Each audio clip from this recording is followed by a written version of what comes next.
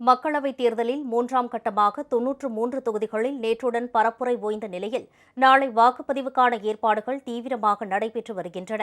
நாடு முழுவதும் 543 தொகுதிகளுக்கான 18வது மக்களவைத் தேர்தல் 7 கட்டமாக நடந்து வருகிறது.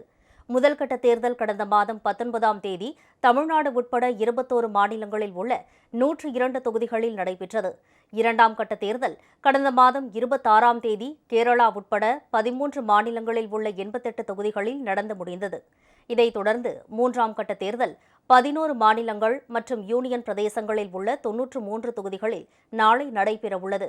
குஜராத், மகாராஷ்டிரா, கர்நாடகா உட்பட 11 மாநிலங்களில் நேற்றுடன் பரப்புரை முடிந்தது. நாளை வாக்குப்பதிவு நடைபெறும் 93 தொகுதிகளில் 1351 வேட்பாளர்கள் போட்டியிடுகின்றனர். தேர்தலையொட்டி வாக்குப்பதிவுக்கான ஏற்பாடுகள் தீவிரமாக நடைபெற்று வருகின்றன. மூன்றாம் கட்ட தேர்தலில் பிரதமர் மோடி மற்றும் அமித்ஷாவின் சொந்த மாநிலமான குஜராத்தில் உள்ள 26 தொகுதிகளிலும் ஒரே கட்டமாக தேர்தல் நடைபெறவுள்ளது.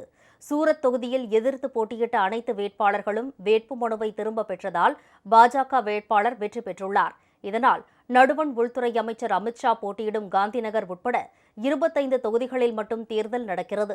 நாளை வாக்குப்பதிவையொட்டி பலத்த பாதுகாப்பு ஏற்பாடுகள் செய்யப்பட்டுள்ளன. காவல்துறையினருடன் துணை ராணுவப் படையினரும் பாதுகாப்பு பணியில் ஈடுபடுத்தப்பட்டுள்ளனர். அடுத்ததாக 4ஆம் கட்ட தேர்தல் 96 தொகுதிகளில் மே 13ஆம் தேதி நடைபெறவுள்ளது. இதைத் தொடர்ந்து மேலும் 3 கட்ட தேர்தல்கள் நடைபெறவுள்ளன. இதனைத் தொடர்ந்து ஜூன் 4ஆம் தேதி வாக்குகள் எண்ணப்பட்டு முடிவுகள் அறிவிக்கப்படும்.